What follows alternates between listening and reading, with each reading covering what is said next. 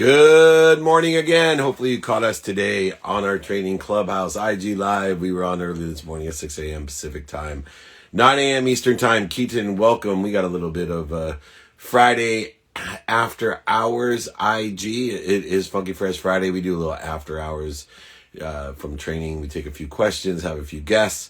Welcome everybody. LFG says Justin Pugh, Lauren Keaton. It is Friday and I'm enjoying it. Love it and living it here. We will bring on, I know there's a lot of people that didn't get their questions answered, so bring them back in. I'd love to help you out. Good to see you. Rob Deerdeck, always in the house on Fridays in his jacuzzi, I think. Colleen, Jake, you sound great. You look great. Thank you, Jakey Bakey, for being the best mod on Clubhouse. We'll pin this up here. Anyone that wants to reach out, david@dmeltzer.com. The open-ended question guide or the template for overlap agreement, referral agreement. So many people are reaching out to me at Robbie Deerdeck. You got it there. You can email david@dmeltzer.com. Thank you. All right, questions are coming in. Let's get right to it. Why waste time? You are here. Ben will get you up in about 4 minutes. All right, how do you make decisions on where to invest? Well, first of all, it's not where, it's what to invest in. And it's all a matter of understanding your timing and your risk tolerance. I have a whole document that helps you to explore what is my timing and what is my risk tolerance? What is my what? Who can help me and who can I help with that? And how can I get this done to effectuate alignment with the timing and risk tolerance that I want in my life? And that determines the prioritization, the importance of deciding, should I invest and what should I invest in? That allows me to apply my why to the investment, not seek and search for a why in the investment. So to shift the paradigm and perspective, you have to have your timing and risk tolerance. You have to utilize 5 daily practices of what, who, how, now, and apply that why to what you do. Don't search for the why in what you invest in. Apply the why to what you invest in. Align. Find what's synergistic and supplementary to what you value, the what, the who, the how, the now. Apply that why, and you will make a lot of money, help a lot of people, have a lot of fun. Utilize the margins of millionaires. Find that light and love in every investment that you make. Those margins will always come. They're always available. It's just timing and risk tolerance that determine whether or not you can achieve or manifest those margins. Do you practice martial arts? I'm a 3rd-degree black belt in the martial art of guilt. Only on the mindful side of martial arts. I study Sun Tzu. I have studied a lot of different leaders and people who have practiced all types of martial art on the mindset side of it.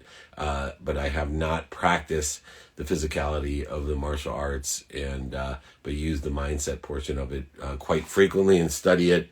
But I think I would have liked to practice martial arts in the physical sense since I was young. Are you hosting a meetup in San Diego on Monday? Funny you should ask. I am at 3:30 p.m. or so on Ensenada Court and the Boardwalk in South Mission Beach, on the corner of Ensenada Court and the Boardwalk, Oceanfront Walk. It's called the Boardwalk, just south of the roller coaster, if you don't know where that is. 3:30, 3:45. Stop by. We'll do a meetup. Love to sign books, take pictures, and answer questions. Love to see you on Monday, this coming Monday. You got it. This coming Monday. I believe that's the 30th of August.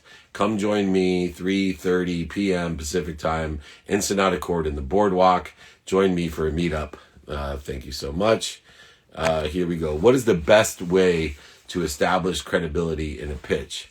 Don't lie. Don't oversell. Don't manipulate or cheat or omit. Go through everything that you're going to say, present your deck, etc., to make sure with a fine-tooth comb you have not left any holes. You have not, with good intention, misled anyone, and that will bring credibility. The minute that you find credibility is at question, we go down the rabbit hole of what? Scrutiny. And the rabbit hole of scrutiny will take even the most credible things and bring doubt upon it. And with doubt, we then lose statistical success in what we're going to do. If you want to be efficient, effective, and statistically successful, go through everything you do with the credibility comb. Make sure you're not omitting, overselling, back-end selling, lying, or manipulating, or cheating, even if it's unintentional. Good people unintentionally lie, oversell, manipulate, and cheat. I promise you. So go ahead, use the fine-tooth comb of credibility. If you want the 5 different practices to have a perfect pitch, credibility, emotional attachment, reasons, impacts, and capabilities.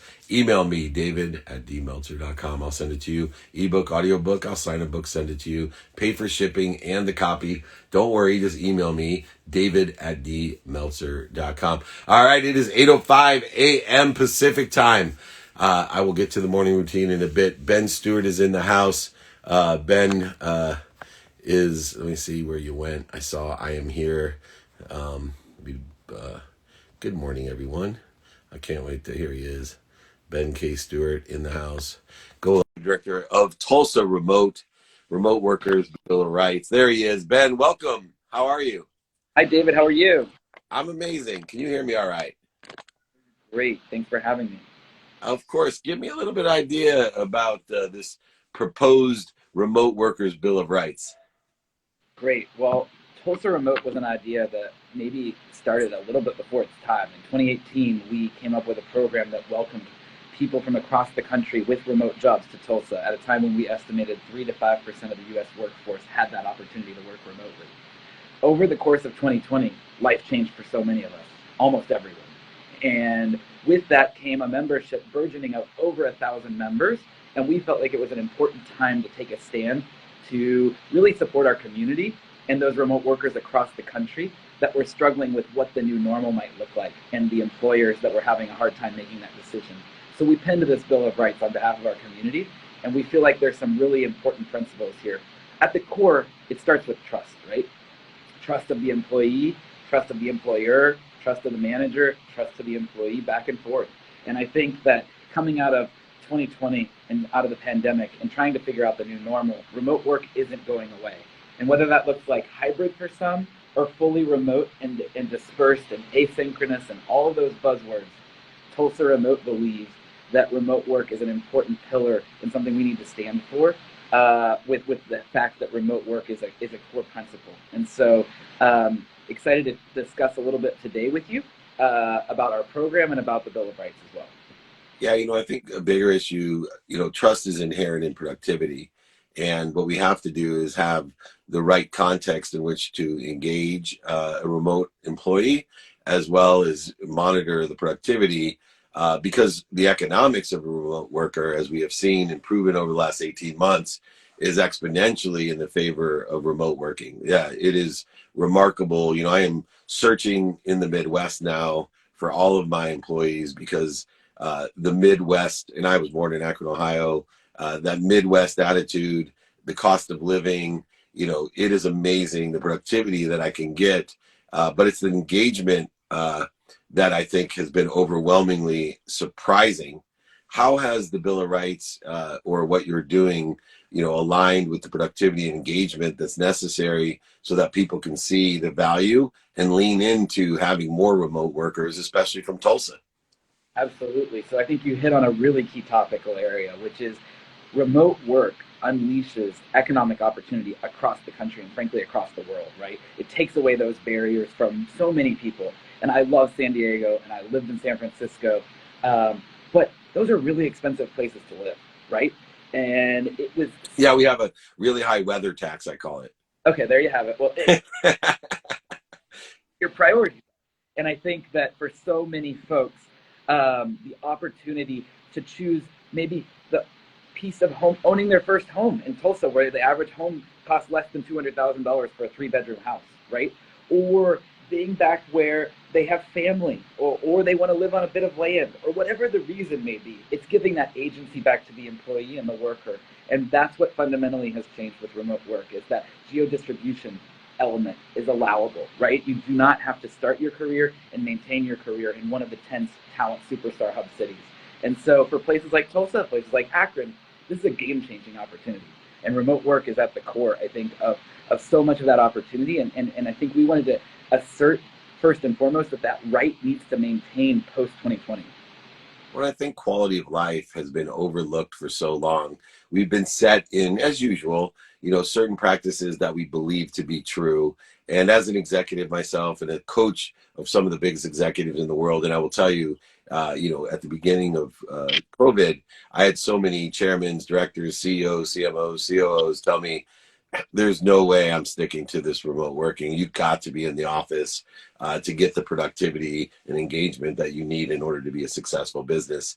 And, like I've been saying this for a while. I want everyone to listen. There's only two types of people, and I've coached them all. There's ignorant people, and then there's ignorant people.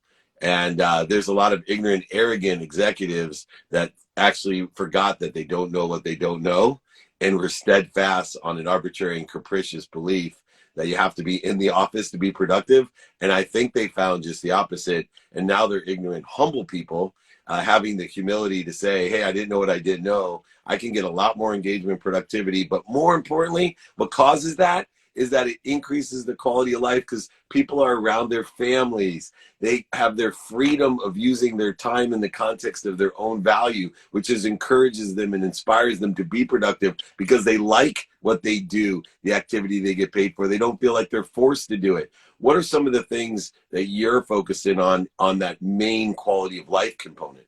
I think you hit on my other key insight, which is the comfort of the C-suite is dictating whether remote work exists or not, full stop, right? And recognizing that and putting pressure appropriately there, and recognizing and lifting up what those values are paired with what the productivity measures are and the cost savings are, that's a key element. So I 100% agree with you. That's number two, but trust is at the core. Number three, I would say, is really spending time in community in the ways that should happen. So thinking about, when do you actually need to be together as a team? Is it that happy hour?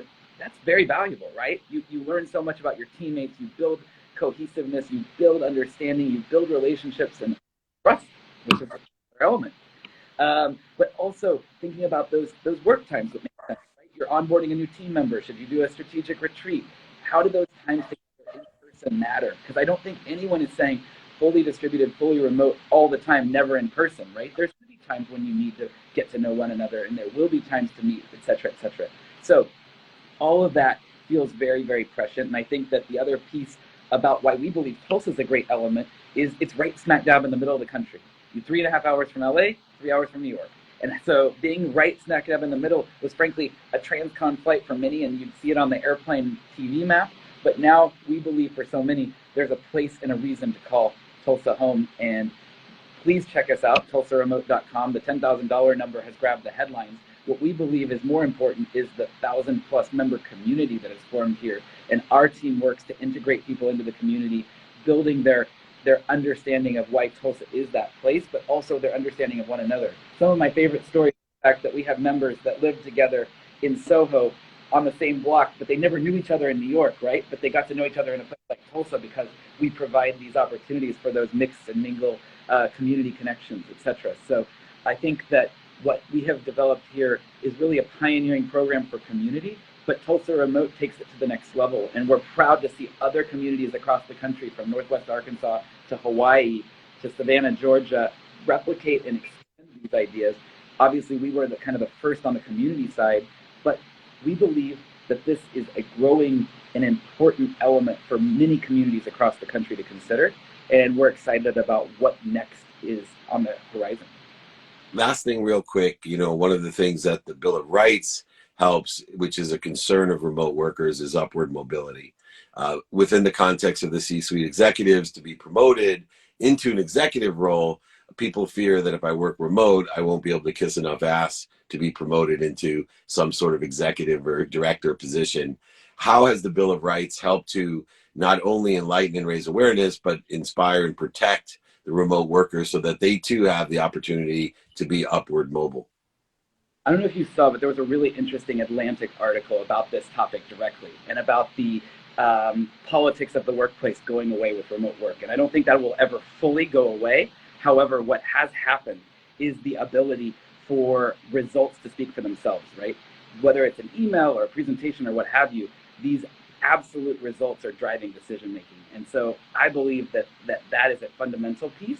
I think the other piece is it needs to be explicitly said what the career pathways are for employees.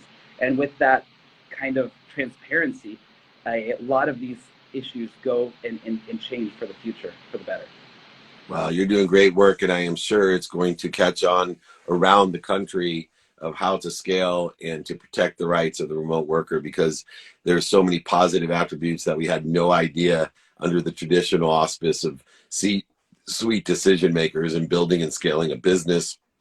I am full leaning in to the blend of remote and in-person interaction with all of my employees with certain days. And we have employees around the world working remote for us.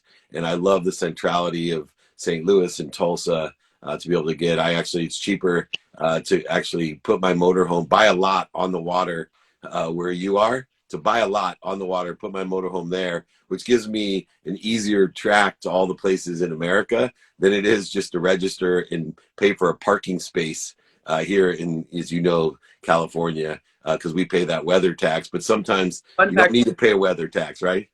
Shoreline than any other state. So you're well on your way with Shoreline in Oklahoma. You got it, man. It's an amazing place.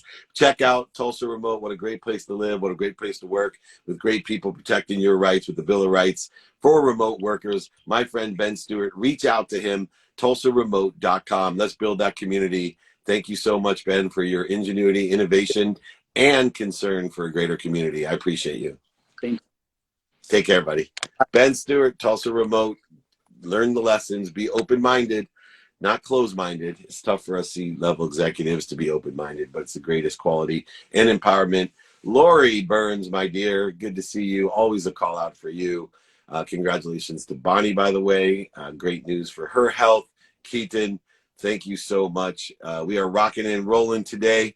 We got a couple minutes to answer some more questions that we did not get to. This is the After Hours IG Live, the Funky Fresh Training Fridays. That's right, Training Fridays. It's after hours, bringing questions and guests in here to help empower us to open our minds and our hearts and our hands to help one another and to ask for help.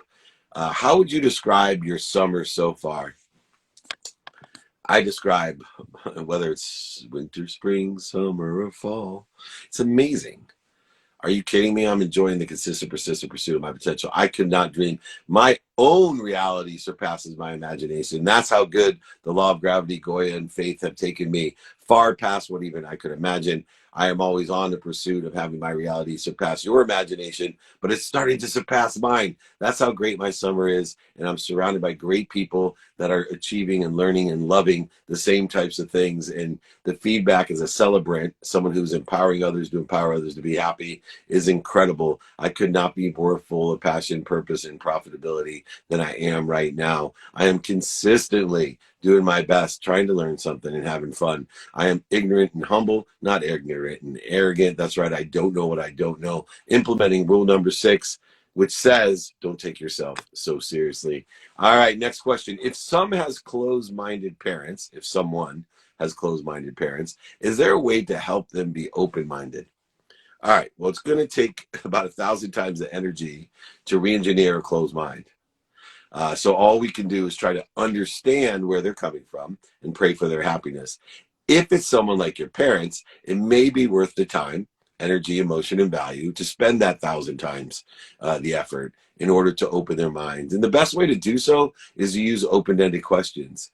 Please do not resist or tell a closed mind what to do. All it will do is close it further. But asking questions, trying to allow it, the closed mind, to understand something different, and then pray for its happiness, it will accelerate that 1,000 times the effort into hopefully 100 times, maybe 10 times, maybe 1 times the effort. So you have to make a timing and risk tolerance, a feeding to bleeding analysis to determine, is this person worth the time, value, emotion, and energy to re-engineer that closed mind? If so, just use open-ended questions. If you want the open-ended question guide, how do we go ahead and utilize open-ended questions and then lead those people with closed-ended questions to how we can be of service or value, or how they can be of service or value to us, to determine whether they're a sponsor or a power sponsor, to determine even if they have an open mind or a closed mind. Open-ended questions template is the key. David@dmeltzer.com. If you haven't seen the open-ended template question, I have templated out the way to determine an open mind, also determine whether someone's a sponsor or a power sponsor in order to effectuate being of service or value, or determining if they know someone or can help you themselves. All right, advice. Kuda, is great to have you here, my friend. Harry Chickma, the producer, executive producer of all my TV shows, Harry Chickma Productions. We have done everything from the world's greatest motivators to 2-Minute Drill to Office Hours coming out on Bloomberg. in Amazon. You can see it there. And it's the first entrepreneurial late night show, office hours. And Harry Chickma is executive producer and just a talented, positive person in my life. And I call him family. So thank you, Harry, for showing up today on Friday. Best lesson you've learned this week: two types of people, ignorant people and ignorant people. Ignorant, humble people and ignorant, arrogant people. Which one you want to be? You don't know what you don't know. Implement rule number 6. Don't take yourself so seriously. If you're wondering what rule number 1 through 5 is, let's go to rule number 6. Don't take yourself so seriously. Be radically humble. You don't know what you don't know. Just do your best, learn something, and have fun. We'll all be better off when we do so. Best book you've read recently? I'm sticking with Tim Grover's Winning. Really had an impact on me, and I got to see Tim Grover last weekend. What an extraordinary man. Surrounded himself with extraordinary people, learned the lessons of the extraordinary people on how to create abundance or win or be happy in your life, to make more money, help more people, and have more fun. What is your nutrition like to stay healthy during COVID? Well, first of all, nutrition is one of the bigger challenges that I have. I'm great with exercise, stretching, meditation. I'm an overeater and a fast eater.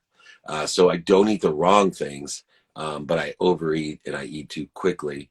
So I have to utilize, attention and intention to take time outs, walk away from halfway on my meal to remember, and recollect that I am healthy. What am I doing to interfere with my health by overeating and eating too quickly? But paying attention to and giving attention to my health. Remember, if you're healthy, you get a million wishes. Wishes are the most valuable thing on earth. A wish allows you to take a nothingness and turn it into a possibility, turn the possibility into probability, and then utilize the transition of energy with discipline, strategy, and awareness to take that probability and make it your reality or perspective. Remember, the goal is to make your reality to exceed other people's imaginations, even your own. If you're healthy, you get millions of those wishes. If you're unhealthy, only got one wish. That is to be healthy. So please join me in great nutrition, whatever your issues may be. How can we join your private coaching group? Just email me if you want a free training, books, free ebook, audiobook, templates, open-ended question template, my finder's fee or overlap agreement template, my book, ebook, audiobook. Want me to sign a book? You want me to send it to you, pay for shipping and the book? Not a problem. David@dmeltzer.com. I got free training group and one-on-one, all for you. David@dmeltzer.com. All right, let's bring my next friend on. This guy, he gets it. He is Kayvon. Keaton Kayvon. There he is. He's here. I hope he may have to upgrade his IG because it's not letting him go live with me. Keaton, please upgrade your IG. Jakey, help him because I really want to. Oh, there he is. It worked. Nice. What's up, man? Uh-oh. There he is. Hey, buddy. Oh, the connection. Hello. I'm not sure you can hear me. My man is the first couch flipper I've ever talked about. He understands to buy things when they're oversold, sell them when they're overbought. He gets it. He actually makes a fortune flipping couches. So I know we can't hear him. We're going to have to get him into a better spot, guys. So we'll go ahead and start there. But I want Caden come in because he's making money flipping couches, which tells you that if you buy anything that's oversold and sell things that are overbought, you can create the margins of millionaires. It's not that hard to make money. It's just a matter of being more interested than interesting. Finding things that are oversold or overbought is the first step, and then shifting that paradigm and creating a margin is how we create millions for ourselves. That's how I got from bankruptcy, from over $100 million that I lost in bankruptcy, into within a week millions of dollars by buying things that are oversold and selling things that are overbought, creating that type of thing, that type of margins of millionaires. Hopefully we'll get our boy back on with a better connection. Let's try one more time. Caden, it is after hours here, IG Live, from our Friday training. It was bring your own questions, I'll bring the answers. We got many more questions to come. If you didn't get your question answered, email me, david@dmeltzer.com. What's up, Caden? Man, you got bad connection. Sorry, buddy. Let's maybe reschedule when he gets into a better place so that we could do it. Caden, the couch flipper. and unbelievable vision on how easy it is to make money. I've done flipping stuff with my son, and he makes more than most people do on their full-time job just one weekend a month. David at dmeltzer.com. If you want to find out about the margins of millionaire, email me, David at dmeltzer.com. Buy things that are oversold, sell things that are overbought. David at dmeltzer.com. How do we find those out? Well, there's multiple places where they are. You just got to ask how you can be of service of value. Ask the questions that lead people to what they want to sell, that are oversold or that they don't want, and then find someone that wants it. Simply put, one man's trash is another man's treasure, and you can make a margin right in between that treasure. What makes a good interviewee? Being more interested than interesting, being able to leverage situational knowledge and experience. One of the biggest mistakes I see, especially with young people, when they're interviewing, they're like, well, tell me about this. Nothing more boring. If you say or here, tell me about this, you're blowing an interview. And if I hear myself say that, I get so disappointed in me that I'm cheating myself by not being more interested and interesting, to not find the light, the love, and the lessons, to educate people, to have a conversation when we're interviewing and being an interviewer, by teaching lessons through extraordinary stories that not only have credibility, but emotional attachment, that teach a quantitative value to people, not a subjective value. Have not only that credibility, but the emotional attachment that were there. The Money Bureau, I am a celebrant. I appreciate the compliments. All right, let me take one more question. This is the after hour edition of IG Live. Our Friday trainings are every Friday. You can join us over 21 years now of doing trainings for free. Thanks to do it. I have a question for Rob. Rob, do you have 4 to 5 minutes to hear about Always Lit and how can it change the world? All right, I read that off. Rob will let you know. He has a lot of shows, so if you don't ask, you don't get. Rob, thank you always for joining me. If you guys are not following Rob Deerdeck, you're making a mistake. If you're not watching Ridiculousness, you're making a mistake. He is the king of the student of the calendar. He has taught me so much about time, and hopefully I've contributed to his efficiency, effectiveness, and statistical success. I know he's contributed to my lenses of productivity, of accessibility, of how accessible he is to others, and how he's accessing what he wants, but also to gratitude. His quantitative analysis of life's most important things, his quantitative analysis of the non-negotiables, his health, his family, and his wealth are incredible. He has such a clear depiction of how he is happy, healthy, wealthy, and worthy, and he knows what he's doing to interfere with it by using his calendar and an assessment of the values in his calendar in order to effectuate that quantitative analysis to allow himself to be efficient, effective, and statistically successful, knowing his what, knowing who he can help and who can help him, knowing his how, most efficiently, effectively, and statistically successful to get it done, by prioritizing, by knowing his now, by knowing what's important to him. So if he knows his what, his who, the how, and the now, 100% of the things he gets done now, right? Those people who get things done have a definite advantage over those that don't. Then he has learned to apply his why, not to go search for his why. He is happy, healthy, wealthy, and worthy. He's just clearing the interference between him and the limitlessness and infinity that he lives in, an unbelievable scope scale of reality that far surpasses other people's imaginations. Big shout out to the incredible Rob Deerdeck, and he's also on my new TV show. He's amazing, so check him out on Office Hours as we launch in October 15th. What are some tips to stay on top of college work and homework? My favorite tip is to go in and talk to the professor, tell them what your objectives are. I love to talk to my professor and say, hey, my goal is to get an A in your class. May I turn in everything early, have you review it? I'll edit it and bring it back. That's the best thing that I can do, moving my syllabus up a couple weeks, allowing me to give more time to be more interested than interesting, to ask for help, to become an investment of my professors. Other piece of advice is to be consistent and persistent in the pursuit of your potential. So do it every day. 2 minutes a day is worth 2 hours on a Saturday. That includes studying Spanish, studying calculus, studying statistics, studying biochem, OChem, and kinesiology. It does not matter. If you are studying, if you're paying attention to anything, giving intention to what you think, say, do, believe, and knowing your own personality traits, characteristics, obsessions, and addictions, which we call our own unconscious competencies, our quantum being that has been inherited energetically and genetically from at least 4 generations, great grandparents, grandparents, parents to us. If you're capable of understanding all that, you go ahead and determine what you're going to do every day.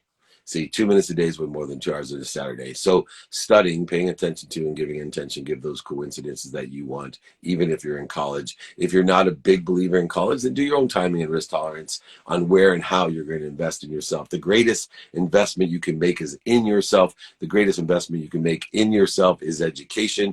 It doesn't have to necessarily be in college, graduate school, doctor, lawyer, failure, but it does need to be somewhere. You need to determine how are you going to learn. You need to determine 3 things. How am I going to do my best? How am I going to learn? And how am I going to have fun? Because if you do your best, learn something, and have fun, you will expand, grow, and accelerate. You'll allow life to come through you. As life longs for itself, you're working in symbiosis with life. The coincidence will come rapidly and accurately when you work in a area of limitlessness and infinity, when you work in abundance, when you have both the law of gravity that says I'm right where I'm supposed to be, my feet are on the ground, gravity's holding me here, I'm exactly where I'm supposed to be at the right place at the perfect time. I'm going to do everything I can to be my best, right? To pursue my potential, to learn something, to learn the lessons. I can send you the lessons of life if you want, david@dmeltzer.com, 12 basic Sanskrit lessons of life. I have them listed out, happy to send them to you, david@dmeltzer.com. And then finally, the law of faith, the law of allowance, the law of attraction, the law of faith. Faith tells me that if I do my best and I learn something, I'm going to end up somewhere better than I think. That my reality will far surpass other people's imagination, and my reality will even surpass my imagination with the law of faith combined with Goya and gravity. So do that, angle towards what you want. Be certain that pain, struggles, setbacks, failures, and mistakes are just pushing you to something better. They're propelling you to a better place, a better situation. It's that simple. It doesn't punish you. It doesn't stop you. It's a turn signal, taking you to a better place, a better situation. Kayvon, Caden, we'll have you back on my couch flipper. I'm so sorry the internet wasn't working in our favor. Oh, let me try one more time because I really want my couch flipping buddy to be on here. Let's give him one more shot. Buy things that are oversold, sell things that are overbought. This is the millions and margins of millionaires. Email me, David Meltzer, david@dmeltzer.com. I can tell his internet's working now. What's up, How we Kaden? doing? How we doing? Yes, persistence Yes. pays again because this Yes. kid is incredible. All right, when I met you and you said, oh yeah, I flip couches, I almost lost my lid. I said, here's a multimillionaire Yeah. in the making. He understands what it's like to make money. The easiest way to make money is to create a margin, and you're creating it in a way that even the big imaginator, the innovator himself, had no clue you could do. Tell me Correct. how the hell you flip couches. So, okay, it all started when I went to college. Me and my roommates, we were working a part-time job, and we thought, like we're not really making ends meet here. There's got to be something more. And so we started reading books and whatnot, and we realized that time is essentially life's greatest asset. And what we ultimately wanted to do was keep our time. So, what we started doing is like looking into YouTube videos and whatnot, and we found the Ryan Pineda was his name, and he gave us the idea to start flipping couches actually. And so it seemed simple enough, and we were like, I mean, let's just try it. So it all started. We went on Craigslist, went on Facebook, and we started hitting up people for couches because we saw there's like 50 plus people in our area selling couches for dirt cheap because they just wanted to get rid of it because they just wanted it out of their house. And so we offered to pick them up. We had a trailer and a truck, and we load it up. And all we do is essentially take it back to our house. We clean it and we post it, and we'll deliver it back to them. And it takes maybe an hour a day, not even. And so here we are. It's amazing. And I think it really is a testament to understanding how we can be more interested than interesting, how we can take a possibility, make it a probability, and turn it into business, and that anybody can buy things that are oversold and sell them back when they're overbought and create a margin. And one of the ways that we create a margin is to fix things up. So many people, one of my biggest margins I made on flipping cars was a spoiled girl that was in college, and all she did was want a new car. So she, basically messed up her car, never washed it, smoked in it, had trash in it. Mm-hmm. And also it was basically oversold, right? Because all she wanted was a new car. And so she needed a buyer. So I ended up offering her half as much as she was asking. She wanted to get rid of it so bad, like people do their couches. All I Right. did was spend a few $100s cleaning that thing up, and I sold it for $8,000 more than I bought it. And I think to myself, you know how many college kids, how a And tire. I think the funny thing about it is it's so easy, and I feel like so many people like put it in their head and they think that it's going to be a lot harder than it really is. When ultimately all you have to do is just make that first step, and it really comes like bread and butter. It really does. I And think once you get over that fear factor is what ultimately holds people back. But you just got to start. You just got to try. You know what I mean? the law of Goya, my brother, you got off Yes. your ass. Yes. You got off your ass off that couch, and you made Yeah. money on your ass sitting on Yeah. couches. So what happens though when you change this curiosity, this creativity, this innovation, when you change and shift the paradigm of, oh my gosh, all I got to do is get started. All these other ideas come into Yeah. mind. I mean, I What's your remember. what's your newest? What's your newest one? So are you talking about like new side hustles I'm looking into? Yeah, yeah. So right now, like I'm saying, I'm big on exchanging time for money. Uh, so people need things done in their house, right? They need new kitchens, they need new flooring, they need all this kind of stuff. They want their yard done. So something that I'm currently working on right now is running Facebook ads for these services. And what happens is I run these ads, and essentially someone will come across it. For example, sod, and they say, hey, Caden, would you like I would love my house sodded. And they hit me up on Facebook, and so I say, oh, that's fantastic. And then all I do is then I say, can I get your name, address, and whatnot? And then I find a sod supplier who actually does the sodding, and I call them up and I'll say, hey, I got a house for you that needs some sodded. I'll give you the lead for 10% commission. And so the sod person will go and do the actual work. Meanwhile, I'm chilling at my house in my room, doing what I do, and the money will just come in, and I don't have to actually go to work, kind of stuff.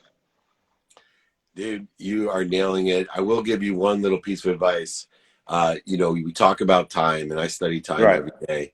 Time is based off of the speed of light, 186,000 miles per second. When you can combine what you're doing, thoughtfulness, because thoughts move faster than the speed of light.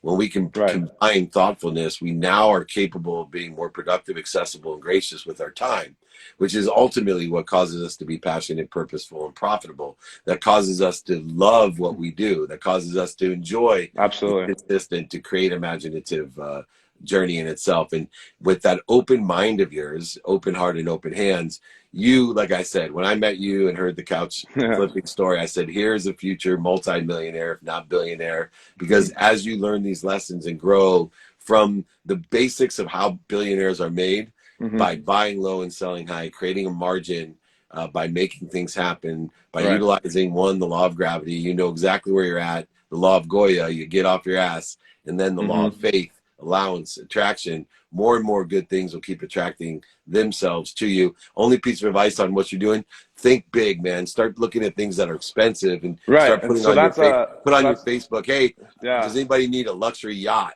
And then start Yeah. making $100,000 Yeah. margin. Yeah, that's definitely the next move, which is ultimately why I hit you up about the cars, because I definitely plan on doing that, and then eventually the Yeah, real estate.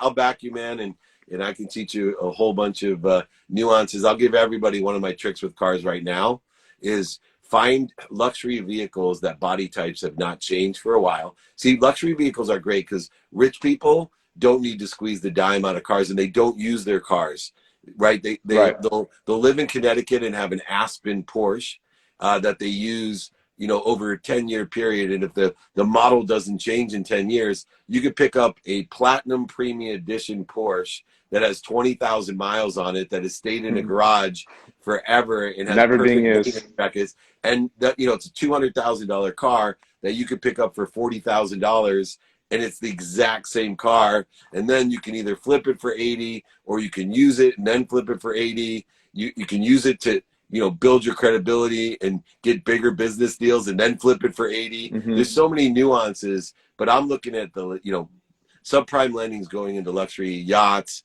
motorhomes, luxury vehicles.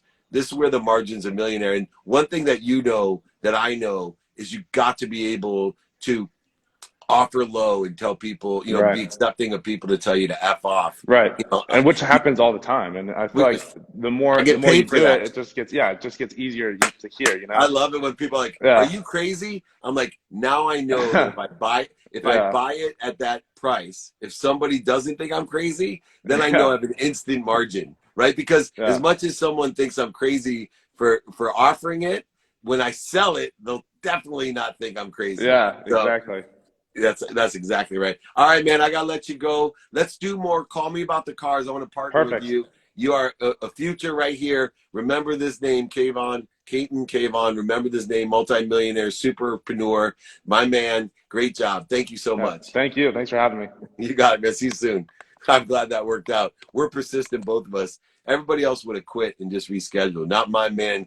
Not my man. No way. He is the couch flipper, Caden Kayvon. He is at Kayvon Caden. Check out how the margins of millionaires are made no matter what age you are.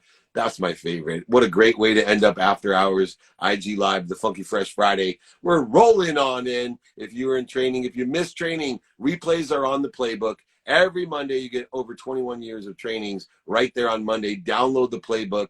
I promise you, you will not regret it. Billionaires, millionaires, entrepreneurs, couch flippers, entrepreneurs, anyone giving you the playbooks to success.